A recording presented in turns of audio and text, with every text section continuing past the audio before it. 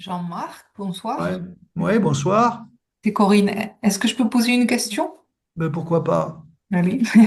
C'est sur la peur en fait. Il y a des situations où je vois la peur, je la sens physiquement, mais pour autant en fait, j'ai toujours peur dans les mêmes situations, etc. Et voilà. Et d'abord, bien ramener la peur à ce qu'elle est. C'est la peur est un objet d'écoute. Il y a conscience de cet état, hein, conscience d'un état d'alerte, une tension interne qui apparaît. On peut dire que la peur, c'est d'abord une tension interne. Donc, il y a conscience de cette tension interne. Mais pour pouvoir être conscient de cette tension interne, il faut déjà euh, pour être conscient de cette tension interne, il faut déjà être en dehors de cette tension interne. Donc il y a une conscience qui est en arrière-plan de cette réaction, de cette émotion. Et quand on dit accueillir la peur, c'est-à-dire ça veut dire accueillir la réaction telle qu'elle est dans cet instant. Oui, il y a une réaction. Déjà, la nommer peur, c'est déjà créer une peur aussi, hein. Donc, parce que dès qu'on se réfère au concept de peur, ça nourrit la peur, hein.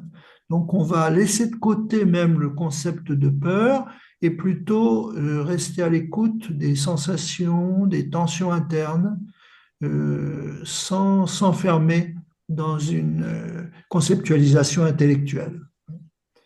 Et déjà, quand le corps contracté est écouté, et ça c'est miraculeux, quand le corps contracté est écouté, il se détend. Vous pouvez en faire l'expérience quand vous sentez une tension en vous et que cette tension est vraiment écoutée. Écoutez vraiment, c'est-à-dire à partir de la globalité de votre être et complètement écouté, on peut dire même aimer, hein, ben ça se détend. Et quand c'est dans des interactions, je sens mon ventre qui se serre, etc. Je sens la fameuse peur au ventre, entre guillemets. Oui, oui, Mais comme c'est dans des interactions, du coup, je suis obligée de répondre à la personne, etc. Donc c'est difficile oui. de rester avec tout en agissant à l'extérieur. Oui, c'est sûr. C'est pour ça que d'abord, on approfondit notre compréhension en dehors de toute interaction. Dans les moments de silence, de recueillement, les moments tranquilles, on prend conscience, hein, de l'état de peur, des états émotionnels dans les moments tranquilles. En pleine interaction, c'est plus difficile, forcément, parce que l'attention est distraite. L'attention a tendance à se polariser sur ce que dit l'autre, etc., ou sur l'état émotionnel de l'autre, et il y a une forme d'inconscience de ce qui se passe en nous, hein. Donc d'abord, on rend conscient ce qui se passe dans notre intériorité en dehors des situations d'interaction. Et ensuite, on va voir si on peut ou non garder cette même qualité d'écoute également dans l'interaction, hein. C'est possible, mais ça demande, on va dire, une certaine expérience, une certaine stabilité dans l'écoute. Quand vous dites rendre conscient dans les moments plus calmes, c'est à ce moment-là se remémorer ou Non, c'est vraiment écouter votre corps tel qu'il est et de sentir où l'émotion se localise. Si par exemple c'est dans votre ventre, dans votre intestin, dans votre respiration, dans votre plexus solaire, ben, vous allez rester à l'écoute de ces régions-là. Une écoute complètement globale, vous voyez, c'est comme si c'est l'infini qui prend conscience de la finitude. Donc c'est à partir de votre dimension infinie que la finitude est écoutée, et à ce moment-là, il y a un espace possible de dissolution, de résorption. donc écouter cet endroit-là, Ouais, même s'il n'est pas stimulé fortement par absolument la pas, situation, parce absolument, que c'est quand même absolument. quelque part et inscrit là-dedans. Enfin, Ouais, cette peur, elle est quand exactement. même là, même si elle n'est pas manifestée. Exactement. On croit D'accord. qu'on est détendu, mais en fait, Mm. ce n'est pas exact. Il y a des tensions qui sont toujours là, qui sont latentes, comme des explosifs qui sont prêts à exploser. Je Et ça, comprends. on peut en prendre conscience, même quand tout va bien, qu'on est tranquille. Mais ça Merci demande beaucoup.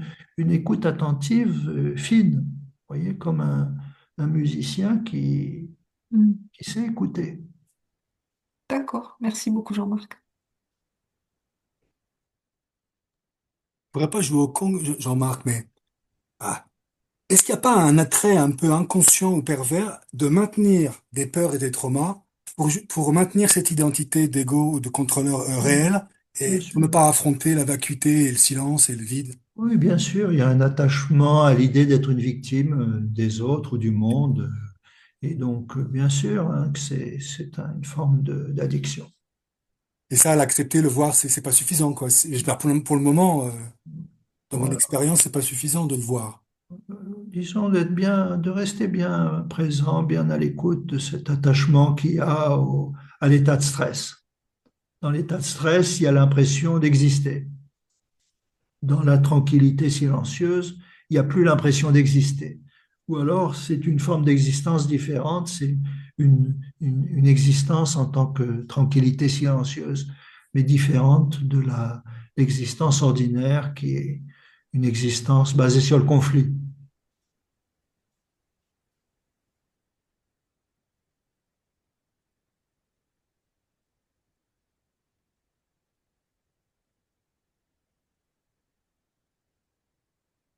De me rendre compte que j'ai la capacité de laisser l'infini prendre conscience de la finitude en lui laissant la place juste parce que je le libère de ma pensée égotique.